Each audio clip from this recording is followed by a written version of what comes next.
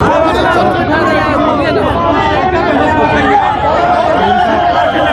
लग गया है जो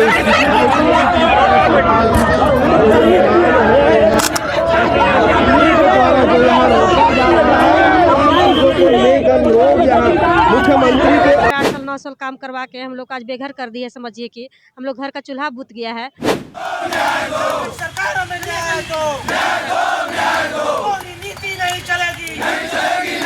बोला गया कि नहीं आप लोग का तो नौकरी खत्म हो गया। हम की नौकरी खत्म हो गया, कैसे खत्म हो गया? अभी तो हम ड्यूटी से ही आ रहे हैं। 2010 में एक वैकेंसी निकलती है जिसमें अनुसेवकों की बहाली करनी होती है, और जब ये वैकेंसी निकलती है, विज्ञापन निकलता है, उसके बाद तमाम प्रक्रियाएं चलती है और 2017 में उसका एग्ज़ाम होता है। 2018 में इसकी नियुक्ति हो जाती है और नियुक्ति होने के बाद जो कर्मचारी हैं, जो अनुसेवक हैं, वो अपने कार्यस्थल पे चले जाते हैं और वो नौकरी करने लगते हैं।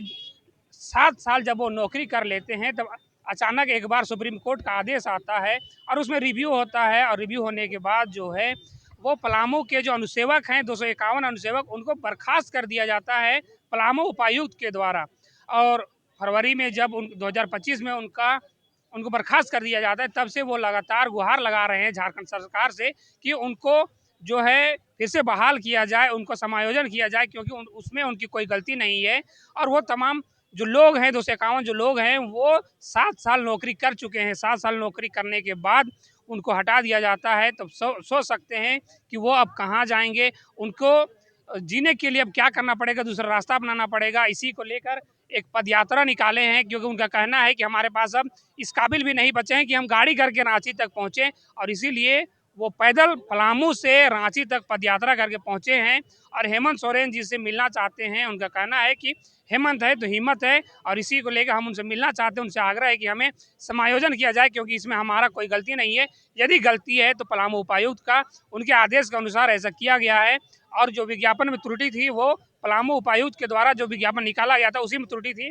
ये तमाम जो लोग हैं, ये जो मेरे पीछे जो लोग देख रहे हैं, ये लोग जो है पलामू से यहाँ चलकर पहुँचे हैं, अपने पैरों से चलकर पहुँचे हैं, और इतनी कड़कती ठंड में ये पहुँचे हैं। अब सोच सकते हैं कि इनकी क्या स्थिति है। ये स्थिति को दर्शाता है कि ये यहाँ पे चल के पहुँचे हैं, और बस इनका एक ही मांग है, समायोजन। कुछ देर पहले एक महिला जो है वो बेहोश हो गई थी, क्योंकि चलते चलते आ रही हैं, और इनका मेन बात है कि जीविकोपार्जन का जो मेन मुद्दा है कि ये इनका आगे का जीवन जो है वो कैसे चलेगा, इनका बच्चों का जो पढ़ाई लिखाई है वो कैसे पढ़ेगा। अच्छा, देखिए कि तमाम जो लोग हैं वो चलकर आए हैं, इनसे बातचीत करते हैं, और कुछ महिलाएं हैं, इनसे बातचीत करते हैं। आप लोग को नौकरी करते हुए इतना दिन हो गया, उसके बाद अचानक एक दिन आप लोग को हाथ में लेटर थमा दिया जाता है, और लेटर भी नहीं मिला हम लोग को, बर्खास्तगी का लेटर भी नहीं मिला है। और देखिए ये जो जब चल के आए हैं, ये जो दीदी हैं ये बेहोश भी हो गई थी।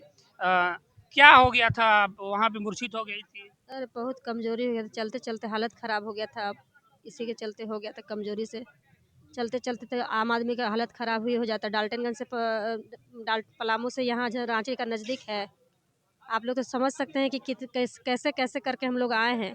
हालत हम लोग का ऐसी ख़राब है, तो बेहोश नहीं होइएगा। अब वैसे भी मानसिक रूप से भी हम लोग मानसिक तनाव में रह रहे हैं, क्योंकि देखिए अगर आपका बच्चा भूखे प्यासे आपके सामने रोएगा, छछनेगा, तो उससे अच्छा है तो भगवान उससे अच्छा है कि हम लोग को मौतें हो जाए।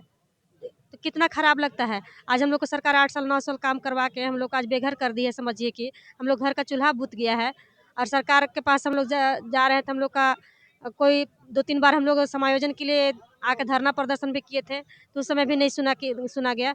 और इस बार हम लोग आए हैं कि मतलब इस बार हम लोग को न्याय मिले, काहे कि हम लोग को कोई गलती नहीं है।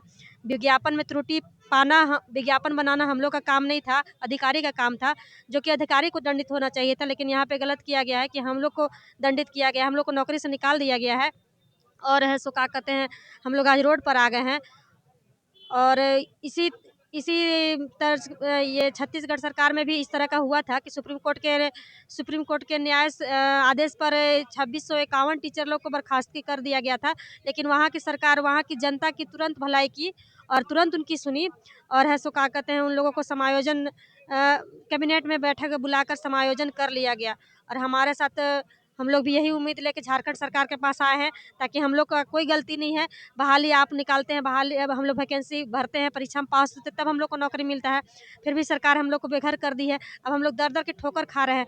माननीय मुख्यमंत्री हेमंत सोरेन जी से हम लोग यही माँग कर रहे हैं कि हम लोग को न्याय दें, जो कि हम लोग साथ अन्याय हुआ है, और हम लोग का छत्तीसगढ़ तर्ज पर समायोजन करें। क्या कार्य दीदी आप लोग को लेटर भी नहीं दिया गया? लेटर नहीं मिला था भैया, अचानक किसी का फ़ोन गया और बोला कि नहीं नौकरी हम लोग का ख़त्म हो गया। ड्यूटी से आए और शाम में ही 9 बजे बोला गया कि नहीं आप लोग का तो नौकरी ख़त्म हो गया। हम कि नौकरी ख़त्म हो गया, कैसे ख़त्म हो गया? अभी तो हम ड्यूटी से ही आ रहे हैं, अभी तो खाना भी नहीं खाए हैं, आए हैं तो बनाए केवल खाना नहीं खाए, कैसे नौकरी ख़त्म हो गया? तो हाँ, ऐसा हो गया कि सुप्रीम कोर्ट से आदेश आया और हम लोग का हटा दिया गया। तो हम लोग का क्या गलती था? नहीं, विज्ञापन में गलती था, विज्ञापन में त्रुटि था, इसलिए हम लोग को बर्खास्त कर दिया गया। तो वही कहना है कि विज्ञापन में जब त्रुटि था तो हम लोग को गलती तो नहीं था, पर हम लोग को क्यों सज़ा मिल रहा है? आप लोग क्या चाहते हैं हेमंत सरकार से बस क्या मांग करते ये मतलब यही चाहते हैं कि छत्तीसगढ़ में जैसे मतलब 2621 टीचर का समायोजन हुआ, उसी तरह हम लोग का भी हो जाए। बस यही चाहते हैं, बाल बच्चा का हम लोग का बाल बच्चा का उपकार हो जाएगा। हम लोग के बाल बच्चा का अच्छा पढ़ाई लिखाई खाना पीना सब देने सकेंगे। बस यही चाहते हैं और कुछ नहीं। देखिए कि आप काम करके जब घर लौटते हैं और अचानक एक फ़ोन आता है और कहा जाता है कि आपका नौकरी जो है वो ख़त्म हो गया है।